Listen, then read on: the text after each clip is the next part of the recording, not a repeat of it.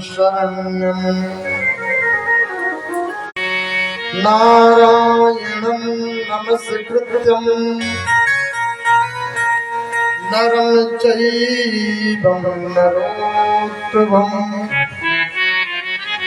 देवीं सरस्वती व्यासं ततो जयमुदीरये।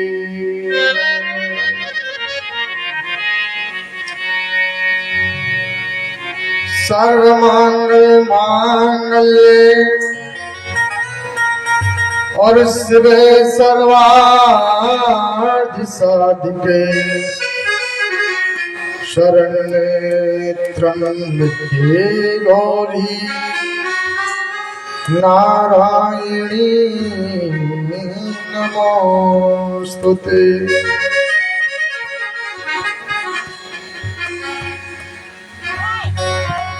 गुरुर्ब्रह्मा गुरुर्विष्णु गुरुर्देवो महेश्वरा गुरु साक्षात् परब्रह्म तस्मै श्री गुरुवे नमः। लक्ष्मीनाथ समारंभा नाथयामुनि मध्यमा अस्मदाचार्य पर्यन्ता वंदे गुरु परंपरा। श्री वंदे गुरु परंपरा। अतुलित बलधामम् हेमशैलाभिदेहम्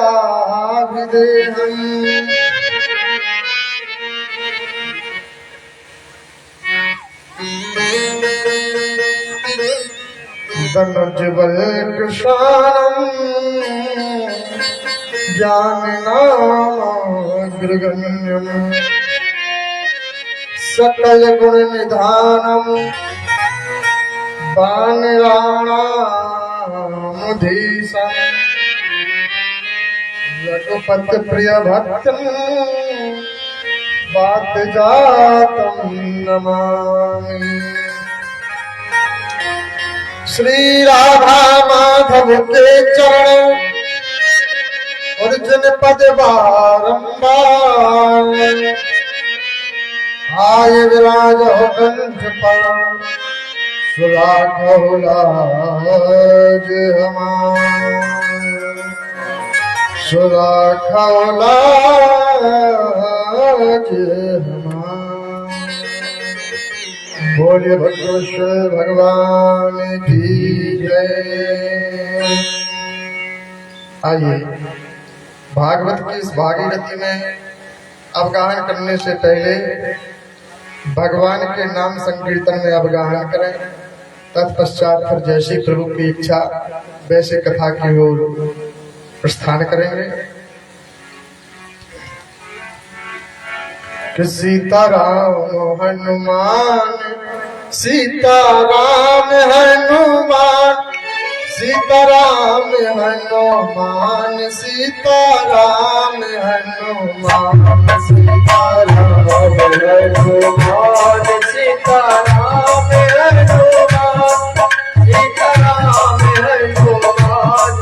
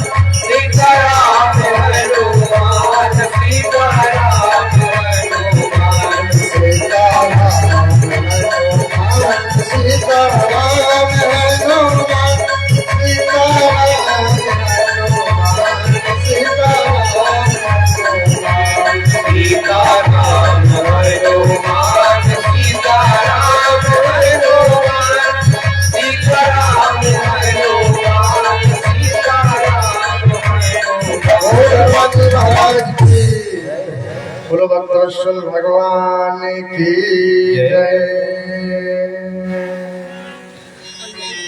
परम मंगलमय अकारण करुणालय भक्तवांछा कल्पतरु श्री बालकृष्ण लाल की वांगमय मूर्ति श्रीमद् भागवत महापुराण प्रत्येक अक्षर में विराजमान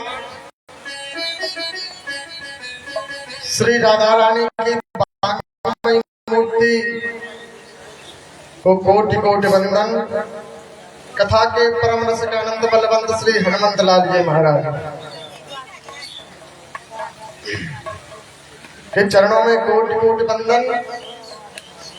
ठाकुर जी के चरणों में कोटि कोटि वंदन। ग्राम देवता स्थान देवता सभी आकर के आसन को ग्रहण करें और श्रीमद् भागवत महापुराण की कथा को श्रवण करें। पधारे हुए हमारे पितातुल्य समस्त भाई बंधु, बस शोरगुल मचाने वाले नन्हे मुन्ने बाल गोपाल, पधारे हुए हमारे सती सावित्री रानी अनुसुईया रानी मदालसा के समान, महारानी लक्ष्मीबाई के समान हमारी माताएं बहनें। जैसा कि हम लोग कल की कथा में कन्हैया की राक्षस विधि के द्वारा प्रथम विवाह संपन्न हुआ। भीष्म को नाम राजा रुक्मी रुक्म अंगदा, रुक्मणी रुक्म केशो विदर्भ देशो महामहा। भीष्म की जो पुत्री है रुक्मणी, रुक्मणी जी से राक्षस विधि के द्वारा प्रथम विवाह संपन्न हुआ। परीक्षित जी महाराज ने पूछ दिया, महाराज आप बता रहे थे कि गर्गाचार्य जी ने बताया था यशोदा मैया को कहने के तो 16,108 विवाह होना है, फिर एक ही विवाह इनका बड़ी समस्या में हुआ है, आखिर क्यों ऐसा हुआ है? तब श्री शुक्राचार्य जी कहते हैं कि रुक्मी अपनी बहन का विवाह शिशुपाल के साथ करना चाहता था, इसलिए भगवान ने कहा कि वो मेरी विवाह का लड़का है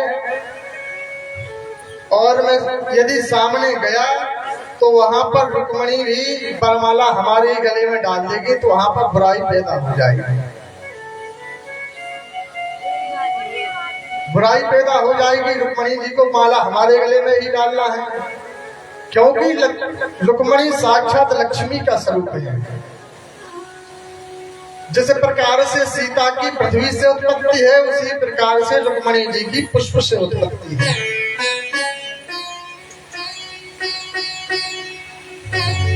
तो बोले हमने ऐसा काम बनाया कि रुक्मणी का पत्र हमारे पास में आया और मैं वहां पर गया, उसका हरण करके ही ले आया।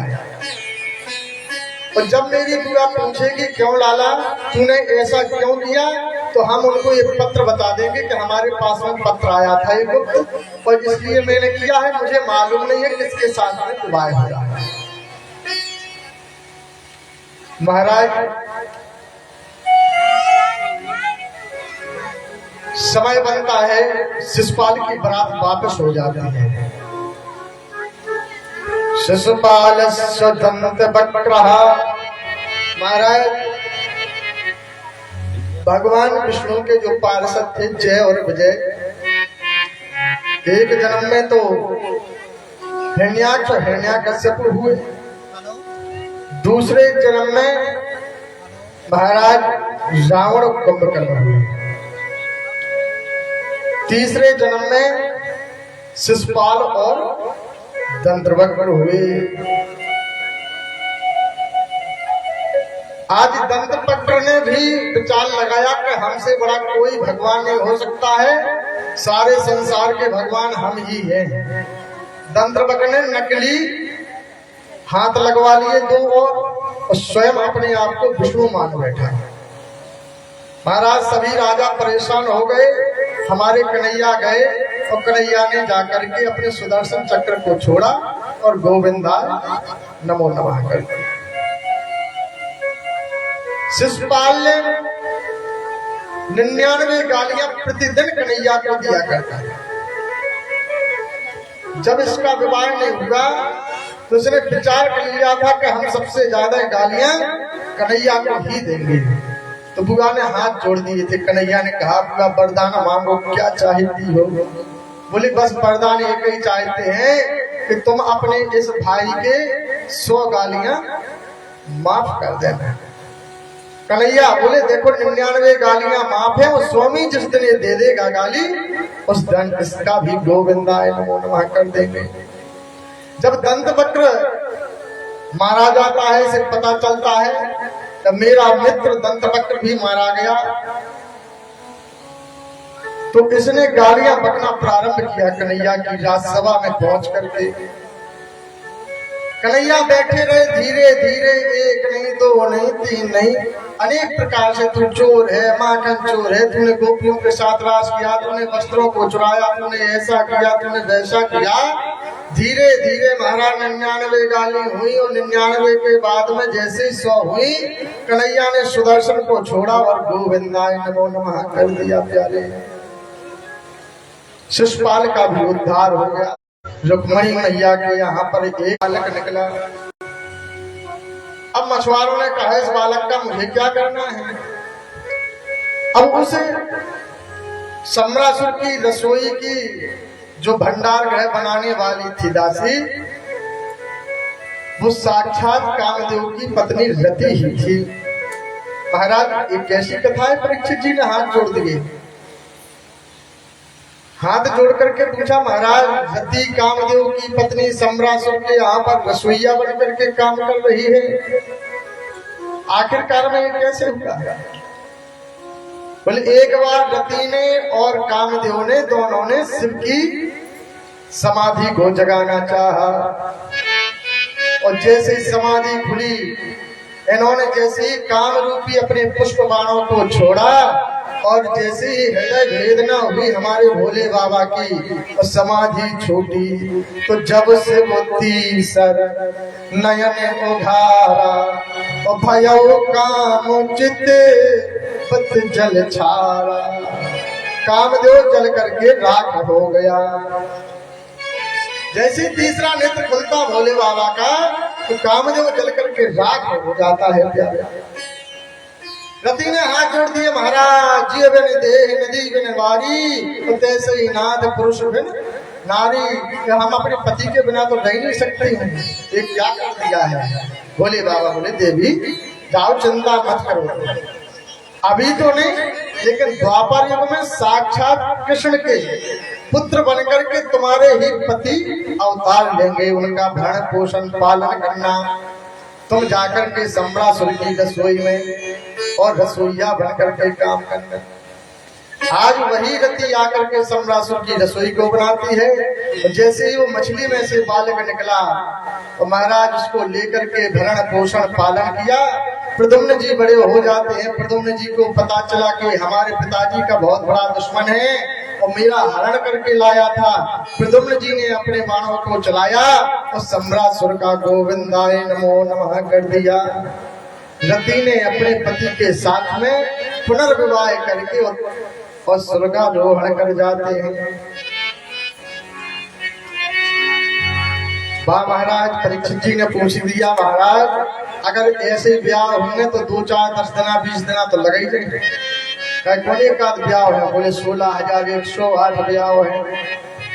और अगर इतने धीरे धीरे को ब्याह चले तो पार कर गई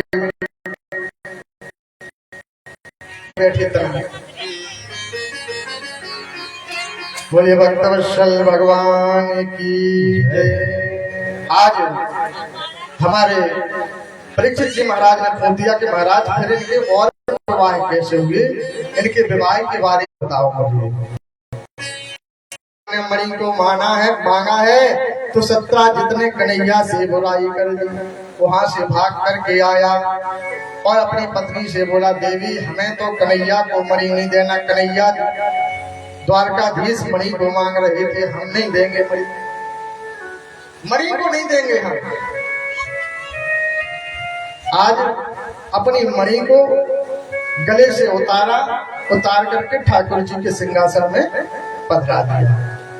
इतने में सत्राजित का भाई आया प्रसन्न। सत्राजित का भाई प्रसन्न आया, बोले भाभी और मुझे घूमने के लिए जाना है और मेरी इच्छा हो रही है कि भैया की जो मणि है बहुत सुंदर लगती है और मैं चाहता हूं कि उसको धारण कर ले। कभी कभी हम आप लोग भी करते हैं ऐसा ही कि जब कभी कहीं रिश्तेदारी में जाना हो तो बड़े भाई की अंगूठी हल्के भाई पहन लेते, हल्के भाई की अंगूठी बड़े भाई पहन लेते हैं।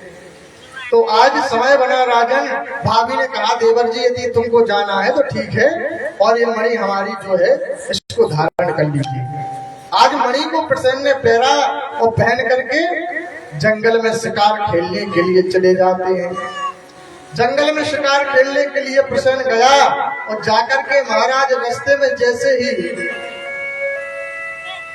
घोड़े के ऊपर बैठा था सिंह मिल जाता है। सिंह ने देखा ये कोई व्यक्ति चला आ रहा है, इसके गले में मणि पड़ी हुई है। महाराज उसके ऊपर हमला बोल दिया, घोड़े को भी गोविंदाय नमो नमः कर दिया और प्रसन्न का भी गोविंदाय नमो नमः कर दिया। मणि को देखा सिंह ने और मणि को अपने गले में डाली और मुंह में दाब करके और चल दिया। सिंह भी बढ़ जाता है और जैसे ही जंगल में पहुंचता है, जंगल में पहुंचा, जंगल में पहुंच करके देखा कि एक रीछराज रहते हैं महाराज जामवंत जी। महाराज जामवंत जी ने देखा कि यहाँ पर एक कौन चमकीली वस्तु को लेकर के जा रहा है, हो ना हो इस वस्तु से तो हमारी पुत्री जामवती खेलेगी, तब तो बहुत खुश होगी। आज रीछराज भालू ने भी आकर के सिंह के ऊपर और हमला बोल दिया। आगे खिसक जाओ, धूप आ रही बहुत आगे, सब लोग आगे आ जाओ, हमें भी अच्छा लगेगा, थोड़ा पंडाल भर जाएगा।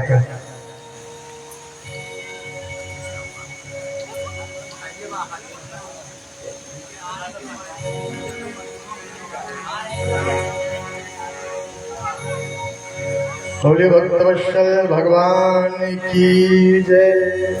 ना हो तो तखत खिसकवा दो, यहाँ पे छाई लगवा लो, ऐसे पगलवा तो दिक्कत नहीं होगी कोई। बोले राधा कृष्ण भगवान की जय। आज समय बना राजन, रीछराज ने आकर के सिंह के ऊपर हमला बोला और सिंह का कर दिया गोविंदाय नमो नमः।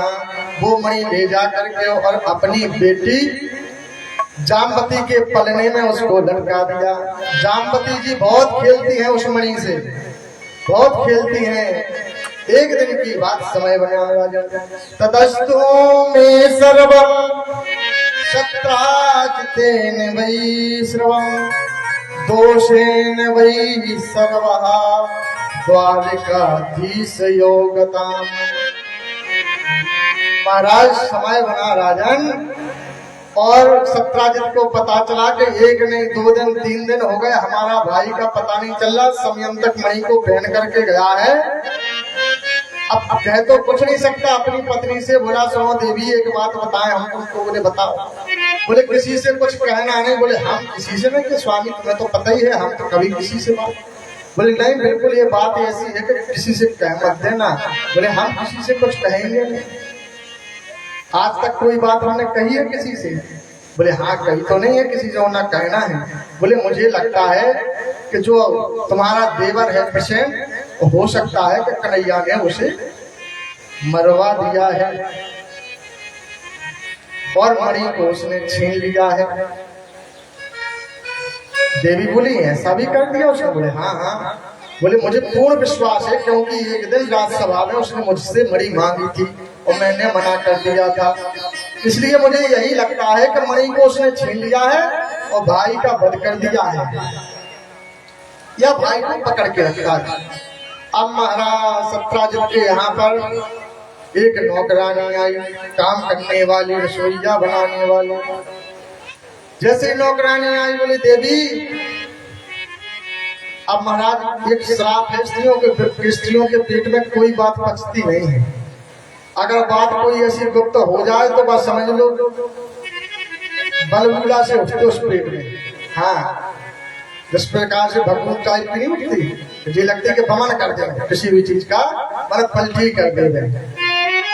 अब दासी आई, जैसे दासी आई, दासित्वामुक्ति सर्वः। दासी से बोली देवी झाड़ू लगाने वाली थी, बोली झाड़ू लग गई तुम्हारी? बोली हाँ हाँ महारानी झाड़ू लग गई है, अब दूसरी जगह मुझे जाना है। देवी कहा बताएं? बोली क्यों, क्या हुआ? अरे बोली पूछो मत पूछो। बोली क्यों, क्यों नहीं पूछे? बोली एक समस्या है। बोली क्या समस्या? बोली किसी से कुछ कहोगी तो नहीं? बोले बिल्कुल नहीं कहेंगे। बोली आज तक तुमने सुना है कि किसी से मैंने कुछ कहा है? बोली आज तक ना तुम्हारी बात हमने उससे की है, ना उसकी बात तुमसे की है। हमारा तो रोज का काम है 17 घर में जाना, हम किसी से कुछ नहीं कहते हैं। महाराज दासी को सारा हाल बताया। बोले मुझे लगता है कि मेरे देवर को कन्हैया ने बद करा दिया है और मणि को छीन लिया है। लेकिन देवी देखो किसी से कहना नहीं, वो बहुत बड़े राजा हैं, बहुत बड़े राजा हैं। मुझे लगता है कि उनने ही मणि को छीन लिया है। अब दासी ने ये बात सुनी सो आगे जा कल के अब भगुड़ा तभी तो एक दूसरे का एक दूसरे से उठे करने करने जने जने। महाराज स्त्रियां कहीं भी जावे रास्ते में, कहीं भी आप यात्रा कर लेना, लंबी से लंबी यात्रा ट्रेन में कहो तुम 100-200 किलोमीटर 500 10,000 किलोमीटर चले जाओगे, किसी से बोले चाली ना होगे। तो अगर माता बहनें बैठी हो तो 2 मिनट में काय बहन तुम कहाँ से आए, काय बहन तुम्हारा का नाम, तुम्हारे संग को है, उनके संग को है, हाल दोस्ती बन जाए पूरी गली भर। महाराज इतनी दोस्ती हो जाए, इतनी दोस्ती हो जाए रास्ता में जा जा कि एक दूसरे को खाना पीना लो खबर। हाँ और तुम पूरी रास्ता सामने बैठे रहो, तुम्हें कछु पूछ नहीं बोले। इन लोगों का ऐसा स्वभाव होता है। तो करने करने जने जने। महाराज एक दूसरे के कान से एक दूसरे के कान में, एक दूसरे के कान से एक दूसरे के कान में। महाराज धीरे धीरे स्त्रियों की बात पहुंचती पहुंचती और जाकर के द्वारकाधीश के महल में पहुंच गई। द्वारकाधीश को पता चल गया, कन्हैया ने जैसे पता चला कि मुझे आज बड़ी चोरी का कलंक लग गया है। कन्हैया ने ध्यान लगा करके देखा, आ गया ध्यान में कि मैंने चौथ का चंद्रमा देखा है, आज वही चंद्रमा का दोष मुझे लग गया है। कन्हैया ने विचार बनाया, दाऊ दादा से कहा कि हे दाऊ दादा मुझे चोरी का कलंक लग गया है, इस कलंक को मिटाना है, कैसे भी करके मिटाएंगे। आज कन्हैया ढूंढने के लिए चल दिए, रथ को उठाया, रथ को लेकर के कन्हैया बलराम दोनों लोग जाते हैं। ढूंढते ढांढते जैसे ही रास्ता में आगे बढ़े, जंगल की ओर प्रस्थान कर दिया। घोड़ों की टापें दिखाई दी कि यहाँ से प्रसेन गया होगा।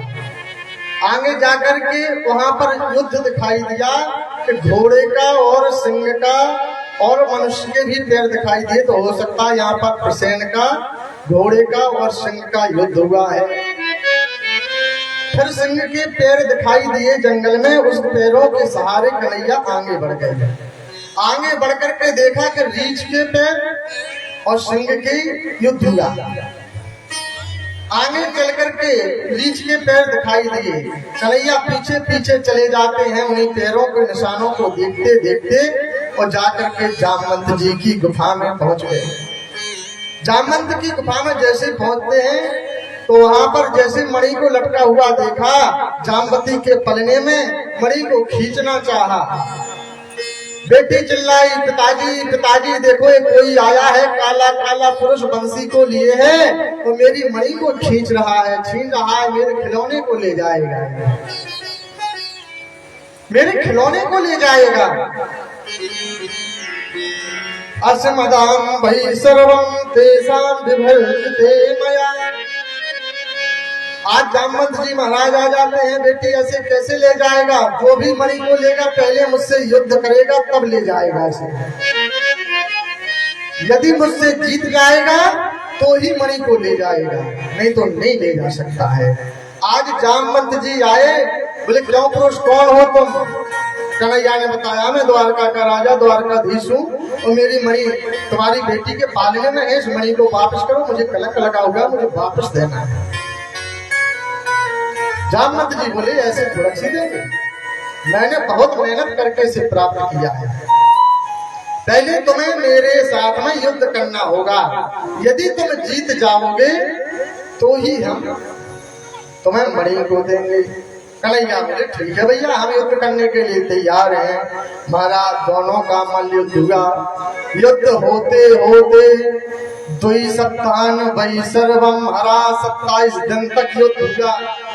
28वें दिन जैसे ही समाप्त हुआ युद्ध, परास्त हो जाते हैं जामवंत जी महाराज। जामवंत जी ने हाथ जोड़ दिए,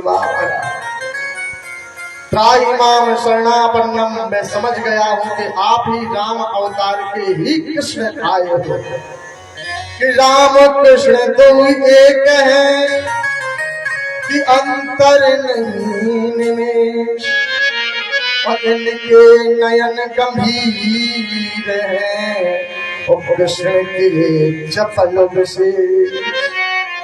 कृष्ण की आंखों में चपलता है प्यारे, और राम के नैनों में गंभीरता है। राम जी गंभीर हैं, उनके चरित्रों पर चलना चाहिए, कृष्ण के चरित्रों का मनन करना चाहिए।